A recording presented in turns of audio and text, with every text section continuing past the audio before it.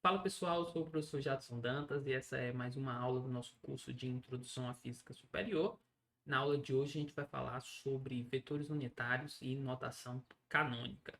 Se você não assistiu ainda a primeira e segunda aula, dá uma pausa aqui nesse vídeo, assiste elas e você vai poder acompanhar com muito mais clareza essa terceira aula. Se você ainda não está inscrito no canal, não se esquece de se inscrever e ativar as notificações para que você possa ficar por dentro de todo o conteúdo que a gente posta aqui.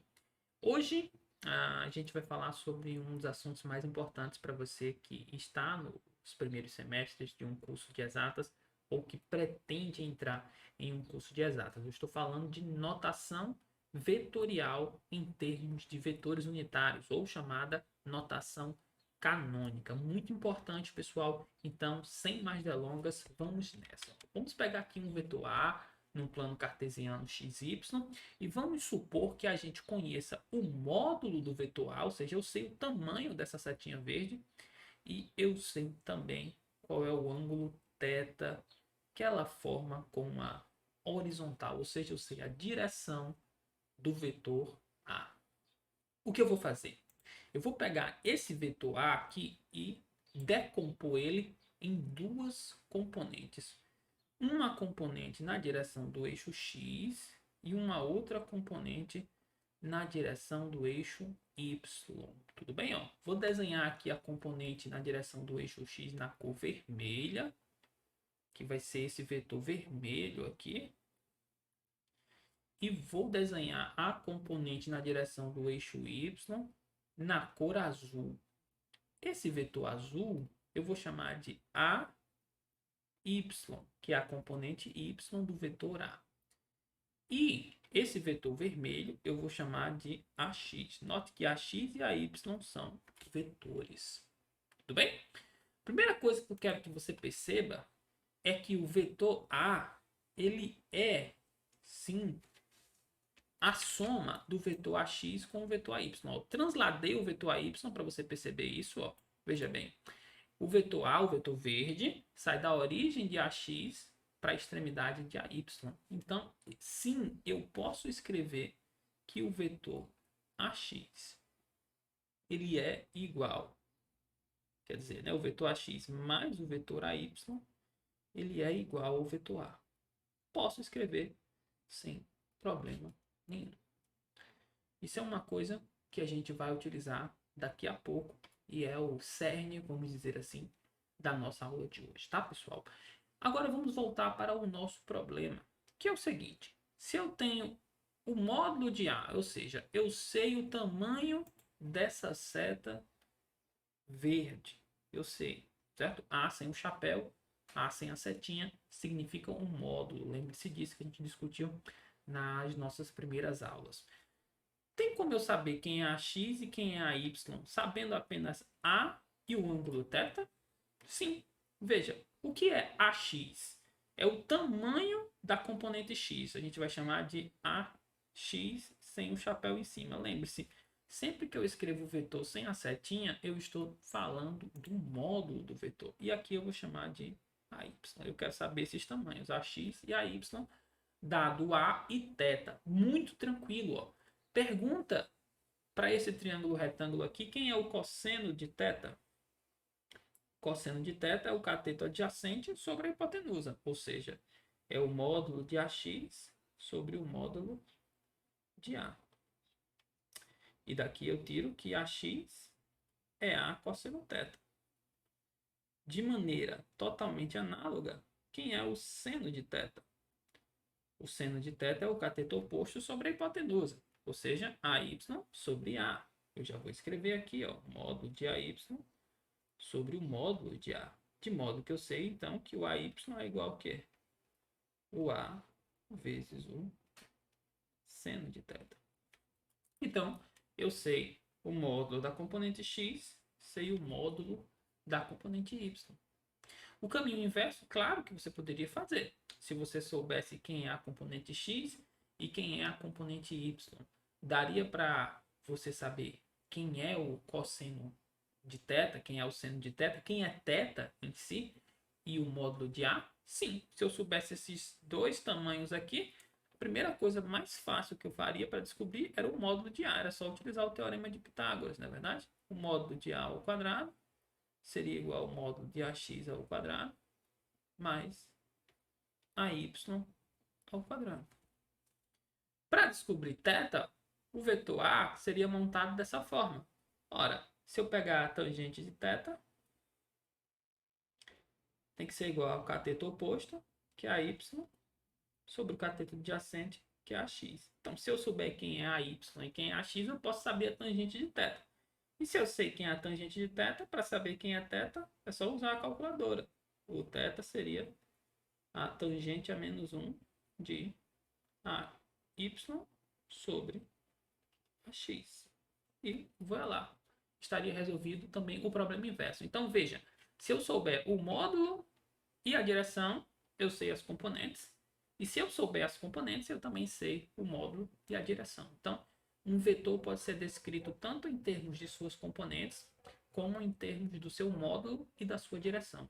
As duas formas são equivalentes. E aqui começa o salto para o nível superior, eu diria. É o pulo do gato. Olha só o que eu vou fazer, gente. Eu vou equipar o eixo X com um vetor que ele é unitário, ele tem módulo 1. Quando os vetores são unitários, ao invés de colocar eles com uma setinha em cima, a gente coloca um chapéu, um acento circunflexo. Eu vou chamar esse vetor aqui de x chapéu. É um vetor que aponta na direção do eixo X e tem módulo 1. Aí eu também vou equipar o eixo Y com um vetor unitário, que é o vetor y chapéu, ortogonal a x chapéu, formando 90 graus com eles. Ó. Y chapéu é um vetor que aponta na direção do eixo y e tem módulo 1. Lembre-se, quando a gente quer dizer que um vetor tem módulo 1, a gente desenha ele com esse chapéuzinho em cima, certo? É um vetor unitário, a gente diz, tem módulo 1. Agora percebe uma coisa interessante. Você consegue notar que o vetor AX é simplesmente o módulo de AX vezes o vetor X chapéu? Ou seja, se eu pegar o vetor X chapéu e multiplicar pelo tamanho dessa seta vermelha, eu construo exatamente o vetor vermelho. De maneira totalmente análoga, o próprio vetor AY, ele é simplesmente o módulo de AY multiplicado por Y chapéu. E é aqui que dá o pulo de gato. É aqui que você entra, vamos dizer assim, para o nível superior em termos de vetores.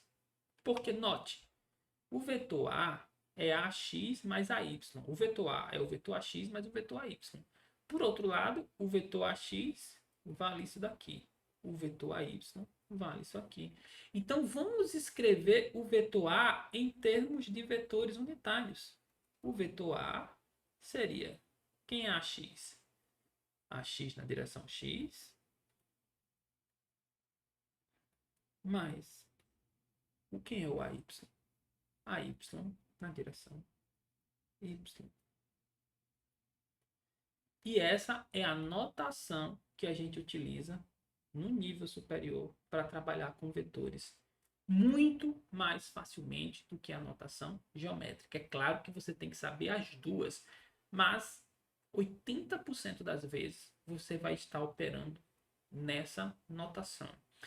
Com essa notação, a gente pode generalizar, claro, para 3 dimensões. Como que seria um vetor A no espaço tridimensional, espaço x, y, z, certo? Seria simplesmente ax na direção x, mais ay na direção y, mais az na direção z. Por exemplo, ó, digamos que eu definisse o meu vetor A como sendo 4 na direção x, mais 1 na direção y, mais 2 na direção z.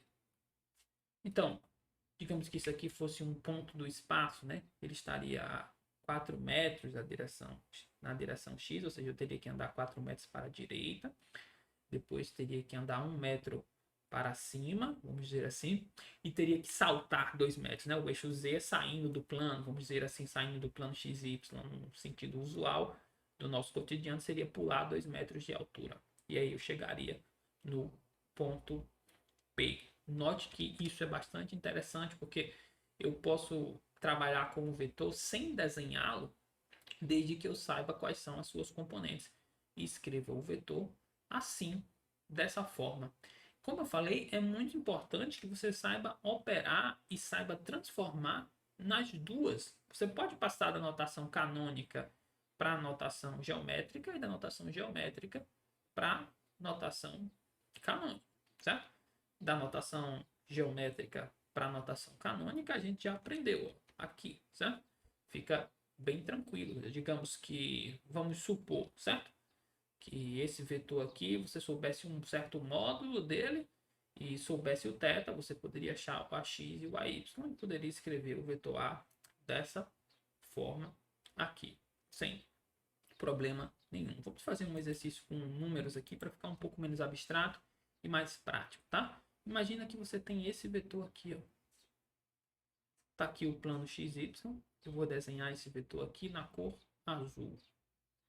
Esse vetor é um vetor que eu vou chamar de vetor A, tá? E eu sei o seguinte. Eu sei que o vetor A tem módulo 4. Você sabe o tamanho desse vetor, né? E você sabe que esse ângulo aqui que ele faz é de 60 graus. Qual que seria a componente x, a componente y desse vetor e como eu poderia escrevê-lo em termos de vetores unitários? Veja, é uma coisa bem interessante. Aqui e aqui, para a gente vai produzir as componentes AX e AY. Tá, vou apagar aqui porque isso aqui são apenas prolongamentos. Tudo bem, gente? Então, tá aqui tranquilo. Vamos lá, passo a passo, não tem segredo. Então, ó, a componente X seria essa daqui que eu vou desenhar. E a componente Y seria essa outra daqui. Pronto. Temos a X e temos o AY. Né? Estou interessado em saber o tamanho das componentes X e o tamanho da componente Y. Então, ó, quem seria a X? A gente já viu que era A cosseno θ, ou seja, seria 4, que é o módulo de A, vezes o cosseno de 60. O cosseno de 60 é 1/2, então seria 2. Então aqui, ó, esse ponto aqui seria 2. O tamanho desse vetor seria 2. E qual seria o tamanho do AY? Seria 4 vezes o seno de 60. Seno de 60 é raiz de 3 sobre 2. Então isso aqui dá 2 raiz de 3. Então, meu vetor aqui, ó, esse ponto aqui, ficaria em 2 raiz de 3. Como que eu escrevo meu vetor, então, em termos de vetores unitários? Muito simples. O meu vetor A, ele é...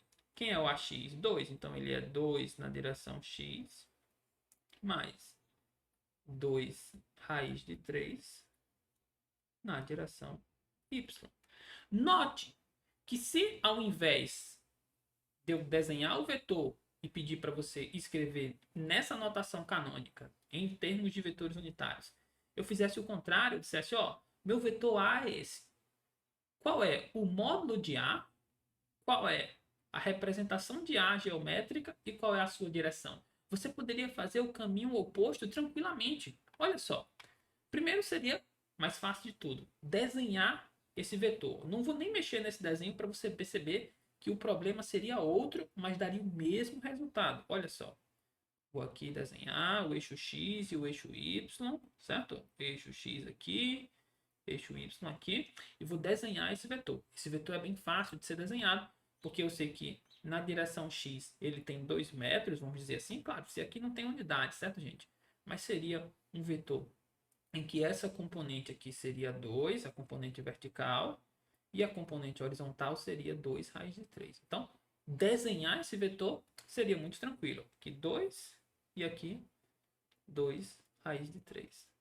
Pronto, acabei de desenhar o vetor A, né? Digamos que o problema fosse esse. Dei isso aqui para você e pedi para você desenhar o vetor. Está desenhado, tudo bem? Olha só que coisa interessante. Então, veja, como que eu sei o módulo de A? Ora, o módulo do vetor A, pelo teorema de Pitágoras aqui, ó, A ao quadrado é igual a 2 ao quadrado mais 2 raiz de 3, isso tudo aqui ao quadrado. Tudo bem? Veja que isso é 2 ao quadrado, 4, mais 2 ao quadrado, 4, vezes raiz de 3 ao quadrado, 3. 4 vezes 3, 12. 12 mais 4, 16. Então, o módulo de A seria a raiz de 16. E claro que isso dá 4, que é o módulo do nosso vetor original. E a direção do vetor? Ora, esse ângulo aqui é θ, não é verdade, gente? Ó, eu posso pegar aqui, ó, e dizer qual é a tangente de θ. A tangente de θ é o cateto oposto, 2 raiz de 3, sobre o cateto adjacente, 2. 2 cortou com 2, raiz de 3. Qual é o ângulo cuja tangente é raiz de 3? Ora, esse ângulo é 60, então θ é igual a 60 graus. O problema poderia ter sido o oposto.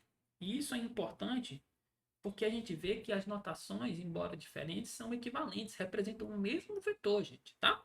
Então, como dever de casa aqui, eu deixei para vocês a seguinte, ó.